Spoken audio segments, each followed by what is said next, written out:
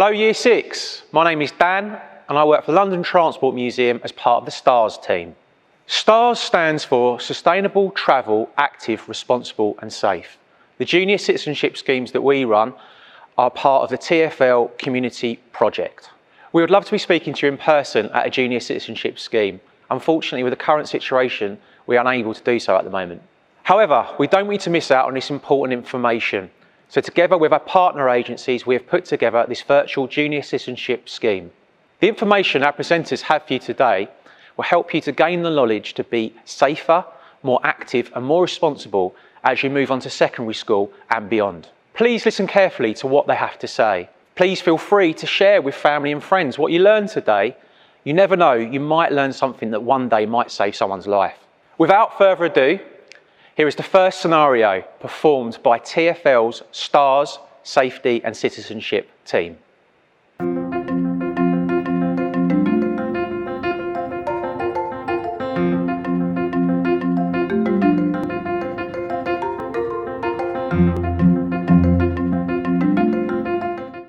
Hello, my name is Nicole and I work for Transport for London. In this scenario, you're going to see two major forms of transportation, and that is the bus and the tube. We're also going to be talking about active travel. So let's start with that.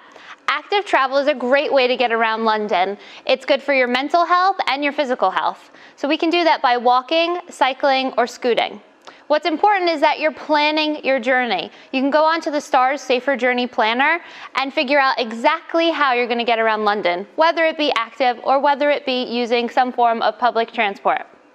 So before we get ready to go on the bus, let's first talk about how to wait safely. So for any kind of public form of transportation, whether it be train, tram, underground, any type of train, you're going to need to make sure you're a safe distance away from the pavement or platform edge. So I like to call this the golden rule. Golden rule, it works on everything. You're going to stand your height and one step back. So how tall you are and one step back. That leaves enough room for you to be away from the edge of the platform or the edge of the pavement. So if you did fall down, you'd be safe on platform or pavement without going into the road or onto the tracks. Okay, now that we have that, we're ready to go on the bus. But first, we need our zip cards. So they're really easy to apply for. You can apply a month before your 11th birthday. What you're going to do is you're going to upload a picture so we know it's yours, and it's going to have your name and your birth date on it, so no one else can use it but you. When you're on the bus, you're simply going to tap in.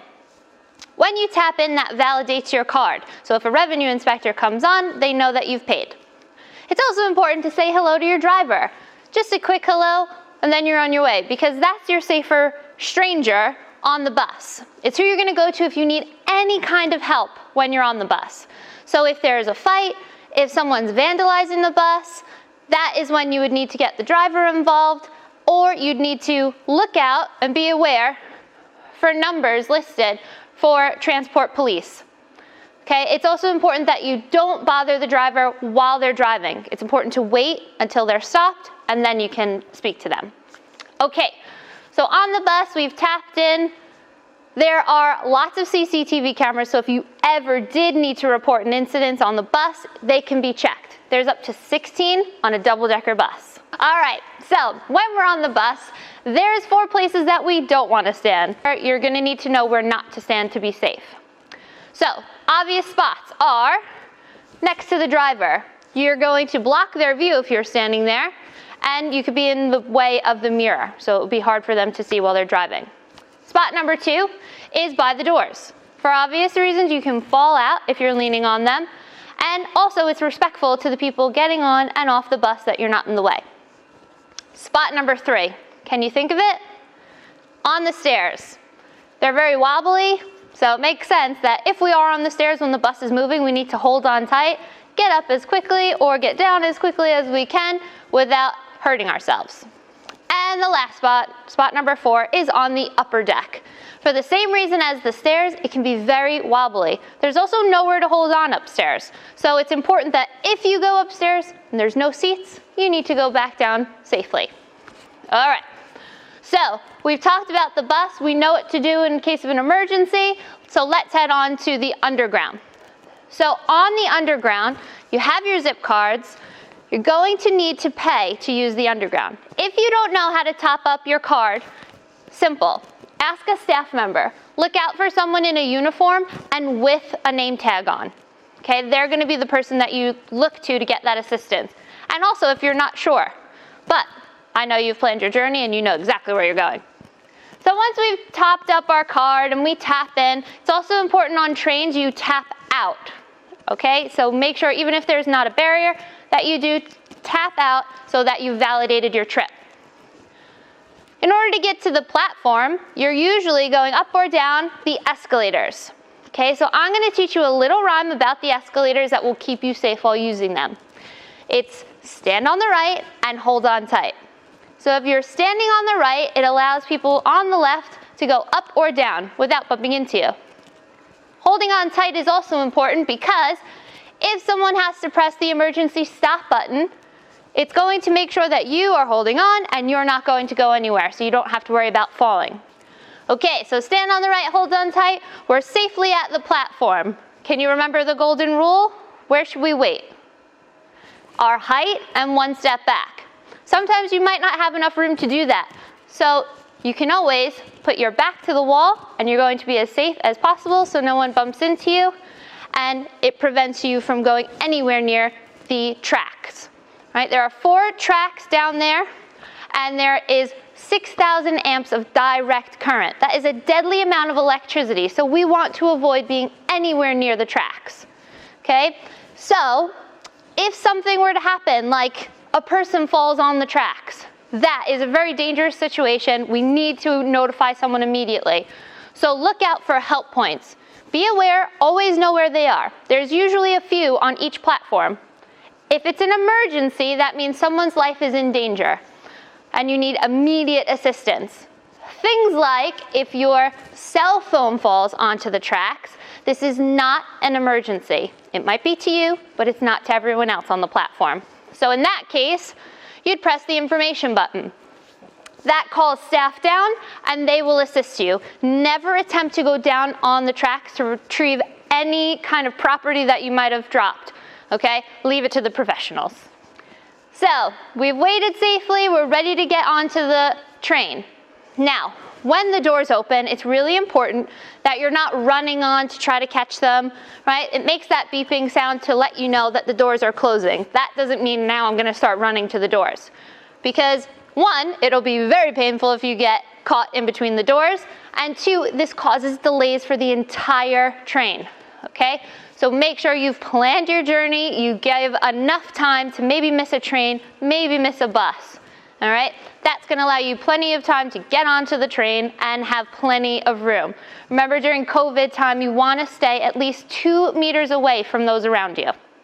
Okay, the last thing about the trains is that sometimes on the underground, you have doors in between each carriage. Those are for emergency uses only. And if you're being aware, like I've taught you, you're looking out for those signs and they're gonna tell you exactly what you can and cannot do. There is a sign that says emergency doors only, do not enter. So make sure you never use those doors unless instructed to. Okay, we're gonna talk about road safety as the last part of this scenario. So road safety covers everything you're doing on the road. So walking, cycling, or scooting. Let's start with cycling. So when you're out and about, before you start your journey, check your tires that they're not deflated and also check your brakes. It's also important that you're using the right kind of safety equipment, making sure that your helmet is securely fastened and on at all times. You're also going to make sure that you do not have headphones on, right? This can cause a major distraction. You need to be looking and listening while you are on your bike, or especially while you are scooting or while you're walking. If you are walking, please make sure that you are crossing in the correct spot. So at a crossing, and make sure you take your headphones off to have a look and a listen before you cross. The last part is that you're going to make sure you're wearing really bright clothing. If you have high vis, if you have any kind of armband that's a reflector, those are great for when you're traveling around in the early morning or when it starts to get a little bit darker, especially in the winter months. So boys and girls, with these different types of techniques, you are going to be able to travel around safely, and you're going to have a great time traveling around London. See you out there. As the coronavirus is still affecting our community, there are a number of things you need to know relating to how you travel. Follow government advice on safer travel. Plan your journey before you travel using TfL's Journey Planner. Where possible, use active travel. That's walking, cycling or scooting to get around, or choose quieter times and routes. Maintain social distancing where possible. If you're over 11, you must always wear a face covering on public transport. TfL has an enhanced cleaning regime in place to keep you safe. However, you should wash your hands before and after every journey. You can use one of our many hand sanitizer stations or bring your own. Follow signs, listen to announcements, and please pay attention to our staff.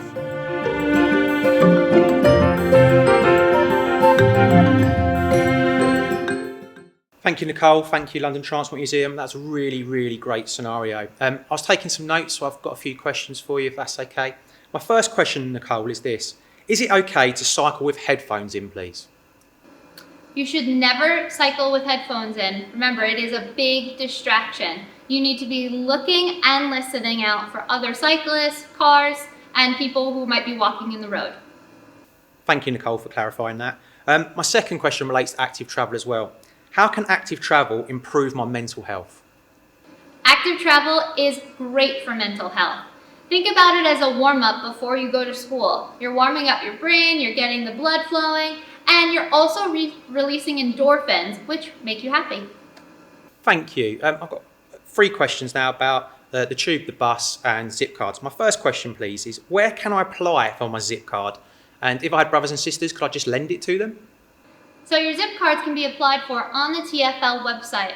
Remember, it's got your picture, name, and your birth date on it, so it shouldn't be shared with anyone, even a relative. Thank you. If I was travelling around on a bus or tube and someone was doing something bad that was sat next to me, what should I do? If you're in an uncomfortable situation, please notify someone, a safer stranger, the bus driver, the staff manager at a station, let them know. And also, if you are on the bus and you're seated next to that person, pretend like you're getting off at the next stop and then go alert someone. Thank you, Nicole, and thank you very much for that scenario and for answering them questions for me. Just before I put my mask back on, I'd like to introduce scenario number 2, and that is performed by the Met Police.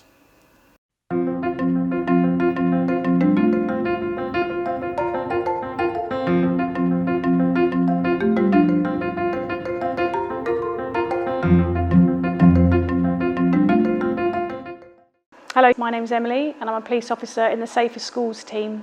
So I'm going to talk about this morning about knife crime and knives. I think most people have turned on the news recently or maybe been on social media or heard on the radio something about somebody carrying a weapon or a knife. And I just want you to think about that, and there's a bit of a mystery about it, and hopefully after today it won't seem such a mystery. First scenario I'm going to give you is you are allowed to walk to school on your own. You're coming towards the end of year 6 and you're walking to school one morning and you walk past the park. When you look over towards the park, you see some other kids in the park and you recognise them. They're in year 7, they used to go to your school, and you look over at them and you notice that one of them has a knife in their hand. Just stop to think about that for a moment, and I want to ask you what you should do, what you could do.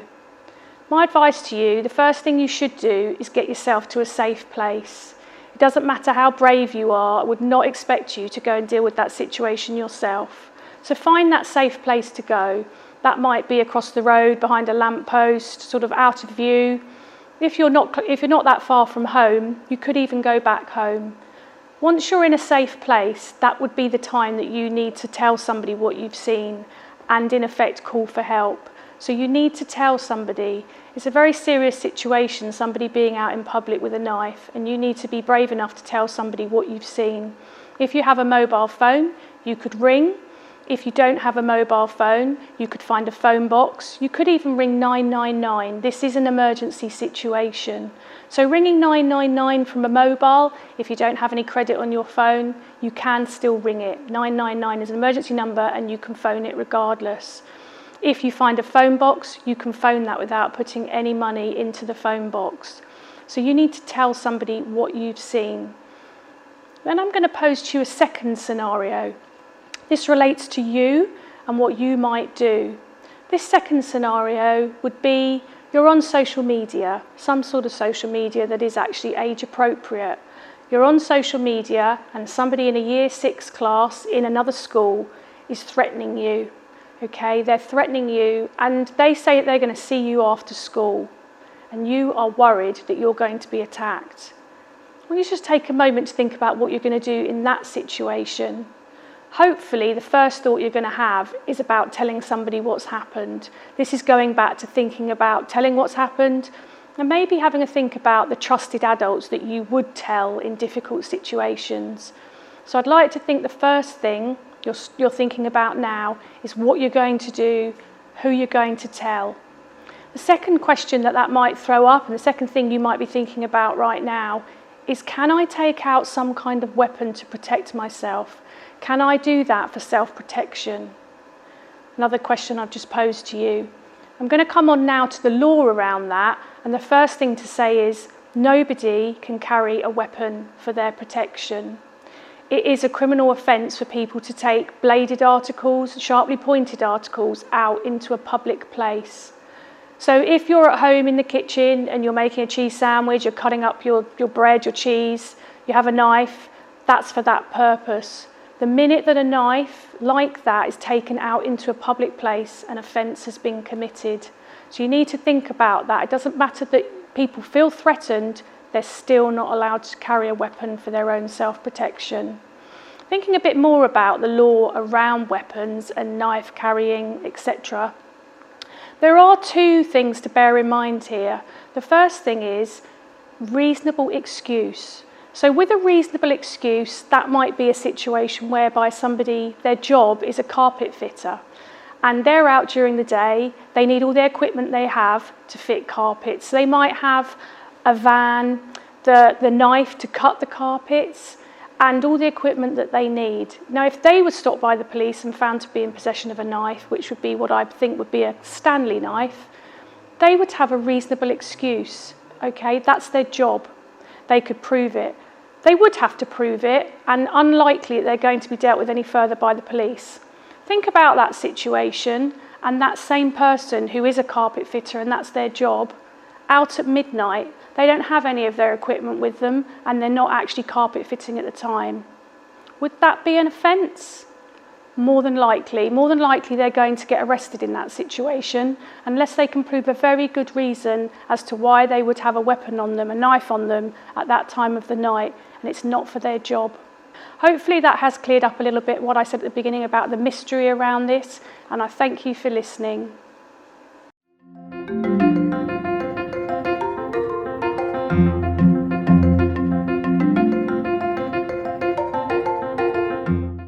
Emily, Met Police, that was a brilliant scenario. Thank you very, very much. I have a couple of questions, if that's okay, that I've noted down from watching the scenario just now. My first question, please, Emily. What happens to young people when they have been arrested for carrying a knife/weapon? The first thing I would say is it goes the same for every person who's been arrested. They get interviewed at the police station, all the evidence is gathered, and then a decision is made on how to deal with them. Knife crime is dealt with very, very harshly, and it can affect people's career choices, travel, etc. Thank you, Emily. Thank you for the answer to that question. That's good to know. My second question, please. What should I do if I find the knife on the ground while I'm out playing, like at the playground or by a bin, etc.? So if you find a knife when you're out and about, please do not pick it up. Do not touch it. Make a note of as much information as you can about what it looked like, where it was, and time of day, stuff like that. If you have a phone, you can take a photo of it. But please tell your trusted adult, they can tell the police. Do not touch it. Thank you.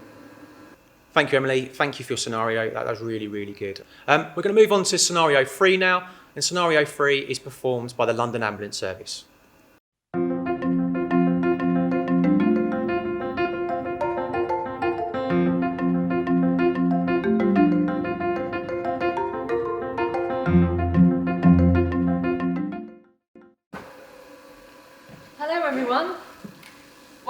my session. My name is Emma and I am a paramedic with the London Ambulance Service. So this afternoon we are going to learn some very important first aid. It's going to be very simple, but it's also very important. Now, before we start, I want to make sure that I don't use any words that perhaps you're not familiar with. So I'm going to use the word unconscious. Now, I hope you all maybe know what that word means. Let's just make sure before we start. So unconscious means when somebody is in like a really big deep sleep. When you're unconscious, somebody can't wake you up. You can't respond to somebody, you can't open your eyes, you can't really interact with somebody because it's like being in a really deep sleep. So I'm going to use that word later on and then you'll all know what that means. So I said we were going to learn some first aid, and what we're going to do is we're going to learn what these letters stand for that stand behind me. So each letter stands for something in this first aid session we're going to learn. So the first letter is D. Now D stands for danger. It's the most important part of this scenario because unless we check for danger and unless we make sure we're safe, then we could end up getting hurt ourselves. So before we rush in to help somebody, we are always going to check for danger. Now, I've got a pretend person on the floor down here, and I'm going to show you what I do when I approach this person using the system that we've got here. Now, sometimes this is called Dr. ABC, because the DR stands for doctor, it's the abbreviation for doctor, and then the letters ABC. So using these letters, we're going to find out how we can help this person who is maybe sick or injured on the floor. So, D, we've checked for danger. The next thing we're going to do begins with an R, and that is to check for a response. So what I'm going to do is I'm going to shout, and I'm going to see if I can get a response from this person. So I'm going to shout, and I'm going to say, hello, hello, can you hear me? Now, they're not responding to me, so I'm going to go a bit closer. Now, this time, I'm going to shout in their ear, because maybe they're deaf, maybe they just couldn't hear me. So I'm going to say, hello, hello, hello, can you hear me? Now, I'm not getting a response, so the next thing I'm going to do is I'm going to see if I give them a shake and see if that wakes them up. So I'm going to say, hello, can you hear me? Now, I'm not getting a response, so I'm going to move on to the next stage, which is the letter A. Now, A stands for airway. I hope you all know what an airway is, but let's just have a little refresher. So an airway is the hole that we breathe through here, and it's the tube that joins your lungs down here. All of this bit here is called our airway, and it allows us to breathe easily. So let's just do a little trial run. Let's just see what happens if everybody puts their chin down here on your chest, and then see if you can take a breath while your chin is down here. Now that's actually really hard to do, but if we put our chin up here and then we take a nice big breath like that, it's really easy to breathe. And that's because by doing this, we've opened up our airway. So this person here is unconscious, they're not responding to me, so I'm going to have to open their airway for them because they can't move their head. So that's exactly what I'm going to do. I'm moving to letter A, that's the airway, and I'm going to open their airway just by moving their head like this. So by doing that, what I did was I put my hand on their forehead, I put my fingers under their chin, and I just moved their head back like that.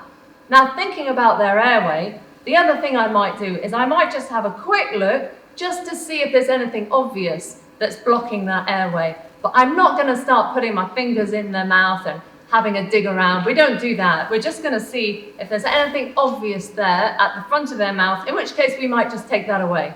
Otherwise, we've just kept their airway open. Now, the next bit that I'm going to do begins with the letter B, and that is to check if this person is breathing. So, with their airway open, I'm going to use all of my senses to find out if they're breathing. So that means I'm going to look, I'm going to listen, and I'm also going to feel to be absolutely confident whether or not this person is breathing.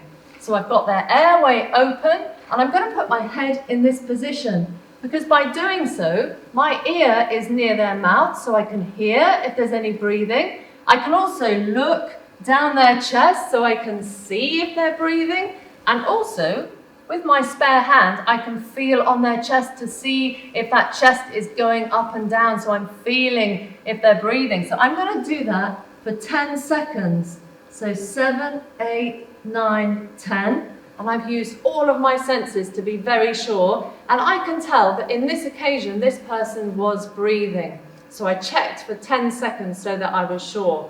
Now, this is a medical emergency because this person here is not responding to me. We know that they're breathing, but this is very serious because this person now needs some help and they need an ambulance. So that's when we get to the letter C.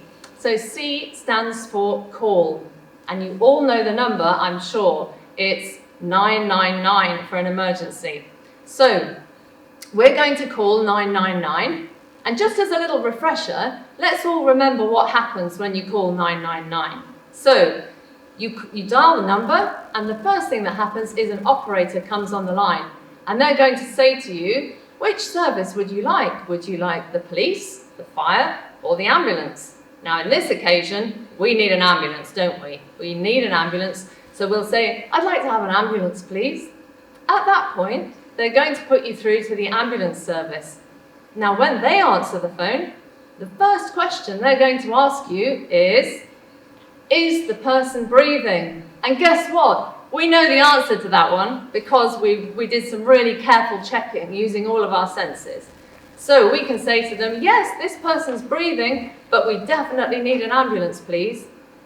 Now, after that, they're going to ask you some more questions. They'll need to know your address and lots of other things. So the best thing we can probably do at that point is we'll put our phone onto hands-free and we can put it down here next to us. And then we've got our hands free to do any more things that maybe they're going to ask on the phone. Or we could also just give that person a little bit of reassurance and say, don't worry, you're going to be fine. I'm calling for an ambulance. It's on its way. Because possibly they can hear what's happening. So we're just going to give them a little bit of reassurance. Maybe we're going to keep them warm if they're outside. We might put a blanket on the top. And we're just going to watch them and keep a close eye in case anything changes. So that was what we did using Dr. ABC to help somebody, but I'm just going to recap all of that in real time just to make absolutely sure that everybody there was listening. So let's run through it one more time. So do you remember, first of all, D, we're going to check for danger. Is it safe for me to approach this person? I want to be absolutely sure that I'm not going to get hurt. So D, we check for danger. Hello, hello, I'm going to get a response. Hello, can you hear me? Hello, hello, hello, can you hear me? They're not responding, so I'm going to open their airway and then I'm going to check, are they breathing? 7, 8, 9, 10. They are breathing, so I'm going to call for an ambulance, 999. Thank you all very much. I hope you all learned something from me there today, and I really appreciate you all listening. Thank you.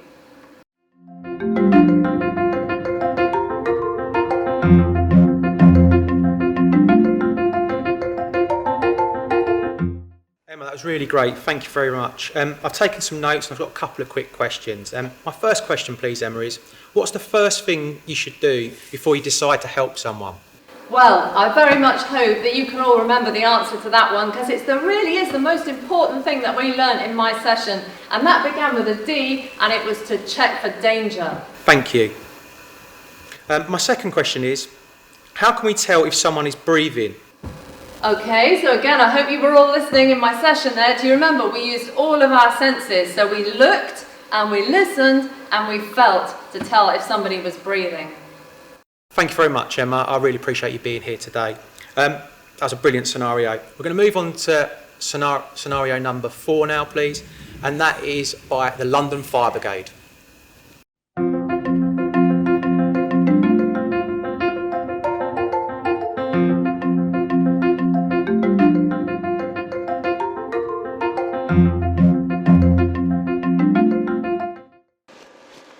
Hello everybody, my name is Cable and I work for the London Fire Brigade. Today what we're going to do is we're going to talk about keeping safe from fire. So we're going to be talking about fire safety. Now, I just want to show you a smoke alarm. These are very, very important, okay? A smoke alarm gives you early warning, which means you've got plenty of time to leave your property and call 999. Now, smoke alarms, you can buy them from major supermarkets. You can also get them from the DIY shops. The average price of a smoke alarm starts anything from £5 to £10. To test a smoke alarm, Okay, all we need to do is push this button.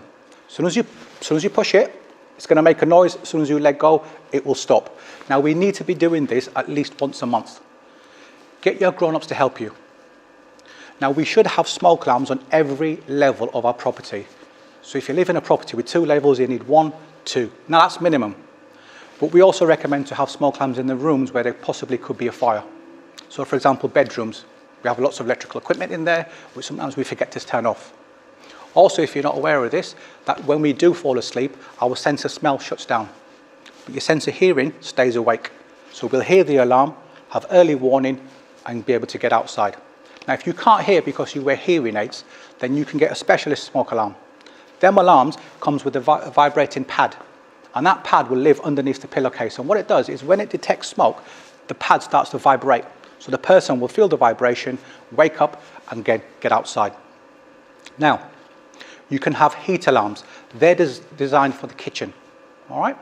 And these are normal standard smoke alarms. Inside here is a battery. Now, it all depends on what type of smoke alarm you have. Sometimes they might last 1 year, sometimes they might last 5 years, or they might last 10 years, all right? What happens is a smoke alarm will start to beep every 30 seconds. And that's basically telling you that the battery is running low. That is the only time your family, all right, should ever take the battery out, is when they're replacing a new one. Now, we're going to watch a video now on about escape. Now, if you need any more information regarding fire safety in the home, please do a search, London Fire Brigade. There is lots and lots of information on there about fire prevention, about fire detection and escape, and about smoke alarms. Hello, my name's Ruthie. I work for the London Fire Brigade. I'm one of the education officers. We teach children all over London how to keep safe from fire in their home. The best way to approach fire safety in the home is to not have a fire at all. That's called prevention. One of my friends in another video will teach you all about how to remove the chance of having a fire or making the risk really small. Today, we're going to think about escape. So, if there was a fire in your home, how should you and the people that you live with get out of the home safely? Thinking about a plan and practicing escape is really important, and it should be practiced with your family now while there's no emergency. That way, if a fire did happen in the future, everyone knows what to do, they can stay calm, and they know how to get out of the house quickly. Usually, the way to get out of a house is the way you came in. There are 3 key parts to escape. 1, get out. 2, stay out. And 3, call 999. Okay, here is a boy. Let's call him Josh, asleep in his bed, snoring away. Suddenly, he opens his eyes. Why did he wake up? That's correct. The smoke alarm has started to sound. This is a great reminder of how important it is to have working smoke alarms around your home. 1 on every level, tested by an adult, about once a month. Having a working smoke alarm will give that warning to alert you that a fire has started. It is really important and is covered in another session called Detection. That session will also tell you about different alarms available for people who are deaf or hearing impaired, so that they would be alerted to a fire too. Once Josh woke up, what should he shout? Well done. Fire! Fire! This will warn all the people you live with that something isn't right. If you hear someone shouting help or screaming, you know something's wrong, but you don't know what. If you hear fire, you know to call 999, ask for the fire brigade, and get the help that's needed. So, back to Josh.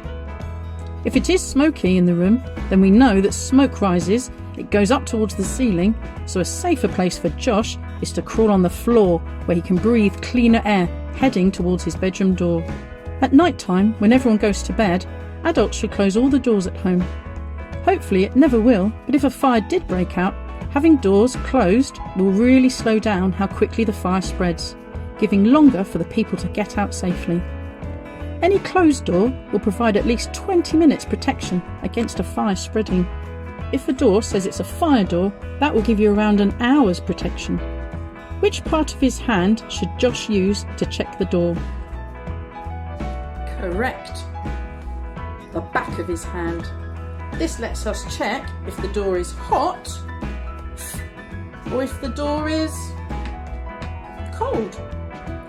If the door is hot, should you open it? No, definitely not. The fire might be on the other side. You need to get something soft and thick, like a dressing gown or a pillow or a blanket or school uniform, and make a sausage shape and block the gap. That way the smoke can't come in. Don't use something large like a mattress to block the gap, because that will stop the firefighters being able to come in. So then you go quickly to a window, open it and keep yelling, "Fire! Fire!" A neighbour or passerby will hear you and call 999. Here you can see Chloe. She couldn't go out of her door, so here she is at the open window shouting. Stay by the window with your head out, breathing the fresh air until the fire brigade arrive to help you. Keep shouting fire and attracting attention. Do not jump unless you're on the ground floor and can easily step out onto the ground. The fire brigade will get a fire engine to come to you within 6 minutes of calling 999, so wait at the window for the firefighters to come. Let's get back to Josh at his door. The door, when he checks it, is cold or normal. So he can open it, but be careful. Open a little bit and peek out to check it's safe. Then go out and close the door behind you. Remember, closed doors means a fire will spread less quickly. If it's smoky, get or stay low down, crawling. Keep shouting, "Fire!" so other family members are alerted and crawl out of their doors and close the doors behind them. Head towards the front door. If you have stairs, it's safest to bump down them sitting on your bottom. Get to the front door, check that door too with the back of your hand. If it's cold, get out and call 999. What if no one has a phone? Could you run back inside and grab a mobile phone from the kitchen? Definitely not. Get out, stay out and call 999. Never go back inside until the firefighters tell you it's safe. If you don't have a phone with you, ask a neighbour or passerby for help and call 999. Then wait for the fire brigade to arrive. If there is a person or even an animal still inside, then you and your family members are the best people to help tell the firefighters where they are, how to get to them. They've never been in your home before. Don't you go inside, it's very dangerous. If you live in a block of flats and need to evacuate because of a fire, it's the same. Check the door with the back of your hand. If it's cold, go through, closing it behind you. Go forwards and check the next door. When you reach the shed or the communal area, should you take the lift or the stairs? Brilliant. Always take the stairs to get out in an emergency, never the lift. Remember, get out, stay out and call 999. So, that's escape. I don't want you getting stressed or upset or panicking there's going to be fires wherever you go today. This is all just in case. Remember, the most important and safest thing that your adults can do is to remove the risks from your home and prevent a fire from happening in the first place. But accidents can happen, and having a working smoke alarm like this one will give you just enough warning to get out quickly.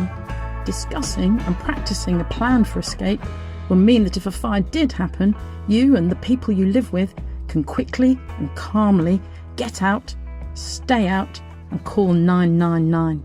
So, challenge time. Why don't you and the people you live with sit down and talk about having a plan for your home? Draw it out and then you can practice exactly what to do if there was a fire. And if things change, you can always update it. Thanks for watching. Take care. Stay safe.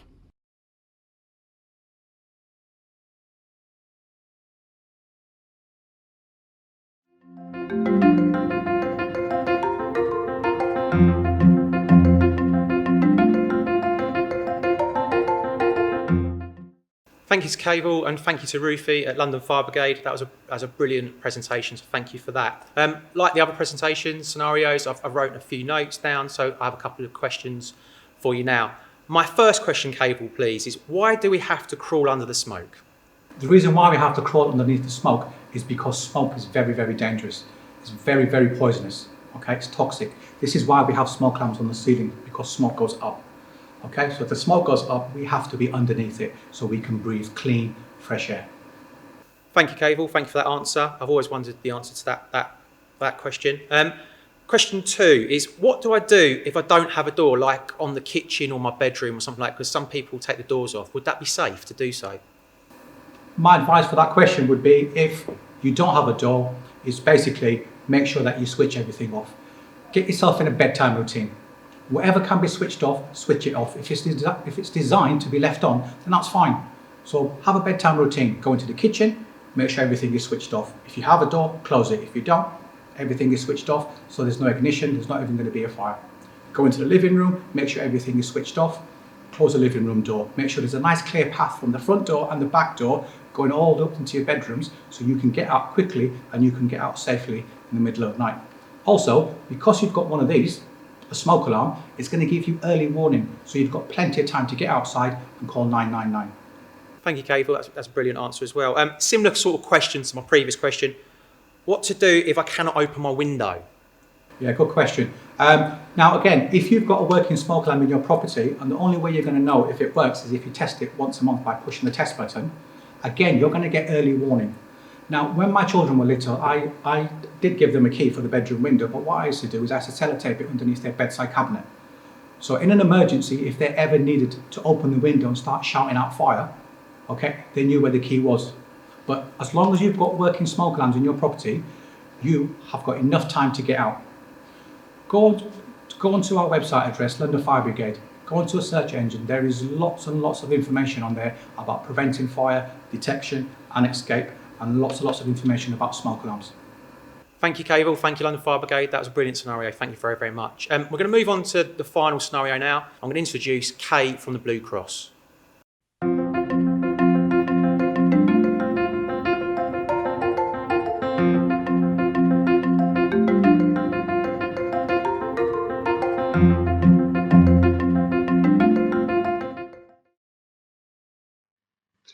Hello, my name is Kay, and today I'll be joined by my colleague Paul.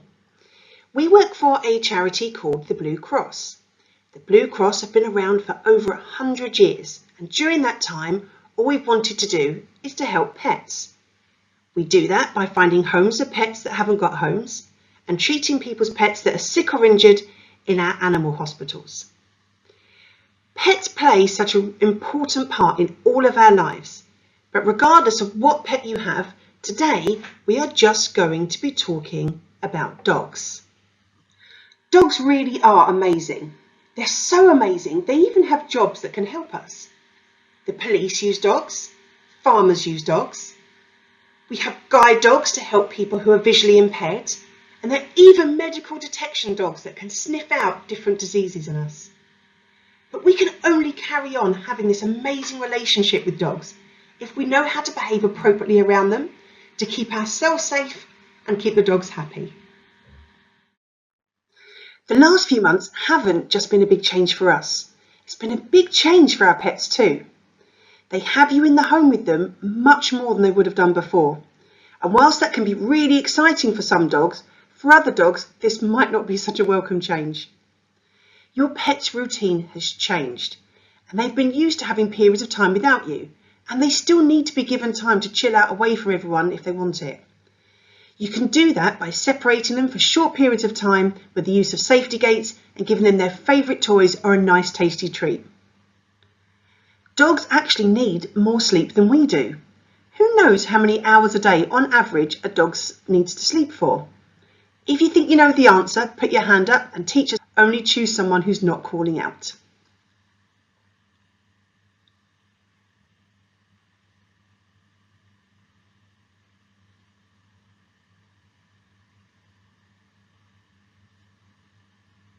I'm sure there are some great guesses there, but the answer is between 12 and 16 hours a day. So if your dog is sleeping, just leave it alone and do something else. And there's a handy rhyme to help you remember. So if the dog's asleep in bed, play with toys instead. I just want you to imagine for a second that you're sitting down with a bag of your favourite sweets, and then someone comes and sits next to you and tries to take one. That's not going to make you feel nice at all. And actually, for a dog, if you're going near a dog when it's eating its food, that could really upset that dog. So I've got a handy rhyme to help you remember. If a dog is eating and enjoying his food, disturbing him is rude. So please leave dogs alone when they're eating. I'm fairly sure if you were playing your favourite console and someone come up to you and took your controller away, that wouldn't make you happy at all. And dogs wouldn't like their toys being taken away from them either. So if a dog has a toy, leave them to enjoy. If a dog is hiding away somewhere, this could be a sign that your dog is really worried about something. I know if I get really worried about something, actually what I really like to do is curl up in my bed and put my covers all over me. And I quite like to hide away sometimes too. But if your dog is feeling worried and is hiding away, it's really important that you give your dog time away from everyone just to chill out. So if a dog hides away, keep back and obey. I know if I'm feeling a little bit poorly, I don't really want to talk to people. I don't really want people trying to do things for me. And I sort of just want to be left alone. And that can be the same for some dogs as well. So if a dog is sick or hurt, stay alert, which means keep an eye on your dog to make sure that your dog isn't so poorly that it needs to go to the vet, but actually just give it the space it needs to recover and get better in peace. If someone come up to me and pounced on me from behind or made a really loud noise, I might get really scared. Dogs can get scared by loud noises as well. So quiet and slow is the way to go. I'm now going to hand you over to my colleague Paul, who's going to tell you more exciting things about how to keep yourself safe around dogs. Thanks, Kay. Communication we're going to look at now, everybody.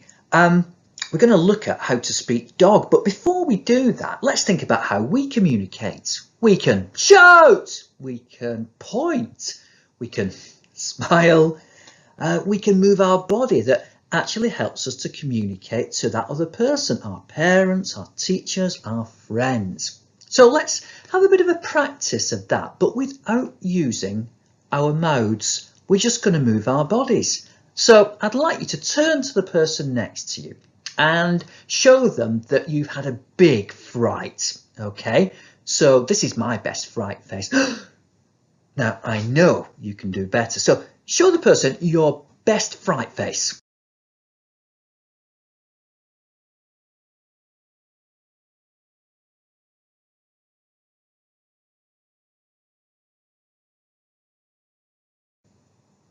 Fantastic, so some brilliant fright faces there. How about a smile? Show them that you're happy, you're smiling. Now I know you might think, I don't want to do that, so to encourage you, I'm going to tell you the world's worst joke. Why did the teacher wear sunglasses? Because her pupils were so bright. Hopefully that made you smile. So there, you used your body and your expressions to communicate with somebody else. Now, our dogs use their bodies too, and we're going to have a quick look at different ways in which they communicate with us. So, this dog is a little bit upset, maybe a little bit afraid of me. He's the kind of dog that if I walked in the room, he would try and hide under a table or under a chair. If you can see, his ears are going really flat back towards his head. He's showing me his teeth. If we had sound, he would be making a growling noise, his tail's tucked under his body, and I'd say he's a bit scared of me. He doesn't want me to come any closer. How about this dog here? I would say that he's a bit uncertain about me, a bit unsure. If I came in the room, he would stay still, he would bow his head, he's lifting a paw up, you might notice, and also if you look very carefully, he's kind of licking his lips, and these are all kinds of behaviours that the dog would use if he was a bit uncertain about something. So he would be meaning, please leave me alone. I'm not sure about you quite yet. Now I know when you get home from school, you probably see your dogs looking a bit more like this. Now, he's showing me by, well, a few different things actually. His tongue is nice and relaxed on the bottom of his jaw. His body might be wiggling, his tail's kind of wagging gently, his ears are going up and forward. And I'm thinking definitely those are signs that he's feeling a bit more relaxed. Thanks for that, Paul. That was great. In the next few months, most of you will start travelling independently to and from secondary school by yourselves. So it's really important that you know what to do if a dog you don't know approaches you. Now, for some of you, if a dog you don't know runs up to you, it can be a really frightening experience. But I need you to know that actually if a dog's running up to you, it's more than likely really curious, just want to see what you're about, or just wants to play. However, if you're really scared, or if you're really not scared at all, the advice is still going to be the same. So we want that dog to leave us alone. And the best way to do that is to be as boring as possible. So what we are going to do, we're going to drop anything that's in your hand, because it could be that, especially if you've got food in your hand, that's what the dog's interested in. So you're going to drop anything in your hand and you're going to stand still and chill. So literally be as boring as possible. And we're going to chill out by keeping our body language nice and relaxed. We're just going to fold our arms in front of us. Now, if I was being boring and ignoring someone, one of the ways that I might do that is that I wouldn't look at them. So we're going to stand still, we're going to chill out, fold our arms, and we're just going to look away. And that makes you come across really boring. But some dogs don't get that message as quickly as others. And the dog still might be harassing you and still want to play and could even jump up and knock you over. If that happens, it's really important to protect your body and to protect the vulnerable spots of your body especially. So we do that by becoming as still as a stone. Now think of a stone and think how boring that is. So it's still and it's quiet and it's not doing anything at all. And it's really small and wrapped up. And that's what we're going to do with our bodies. So on the floor, we would put our knees in front of our tummies. We would put our chins on our chests. And we're going to cover our heads with our hands, but tucking our fingers in at the same time. So we are literally pretending to be a stone. And that's a really good way to be boring, so a dog doesn't want to bother us. It's amazing, and you've all listened absolutely beautifully, so thank you. And now's the opportunity to ask any questions. Now, whilst I can't answer everybody's questions, I have already taken questions from 2 other students which have asked our most popular questions. So these are questions that we are asked the most often. K. Can dogs sense fear? What a great question. So can dogs smell fear? Now, dogs do have incredible noses, as we've already talked a little bit about earlier on. However, what a dog is going to be most interested in is how you're behaving. So someone who's frightened is more likely to scream or run or make lots of erratic movements. And that's really interesting for a dog. And they're going to more likely to approach you because they're curious and want to understand, oh, what's going on? You're acting a bit strangely. And they just want to see. So the best way, again, to avoid a dog coming up to you if you don't want it, is to stand still and chill. Just be relaxed and be calm. A dog's going to be much more interested in sort of fearful body language than it is with a smell. Is it okay to cuddle my dog? Oh, another really good question. So, is it okay for me to cuddle my dog? Now, look at it from a dog's perspective. Actually, you could have someone going up to them, pinning them down, putting their face next to their face. And actually, that might not be very welcome for a lot of dogs. So my advice would be, don't cuddle your dog. But there are lots of ways that you can still show your dog how much you love it. So playing good games with your dog, nice tasty treats, and that's a really good way to show your dog how much you care. Thank you so much for listening as well as you all have. It's really important that we can continue to have this amazing relationship with dogs by knowing how to behave appropriately around them and keeping ourselves safe. If you want to read more or know more about keeping yourself safe around dogs, you can find more information on our website at www.bluecross.org.uk. Thank you.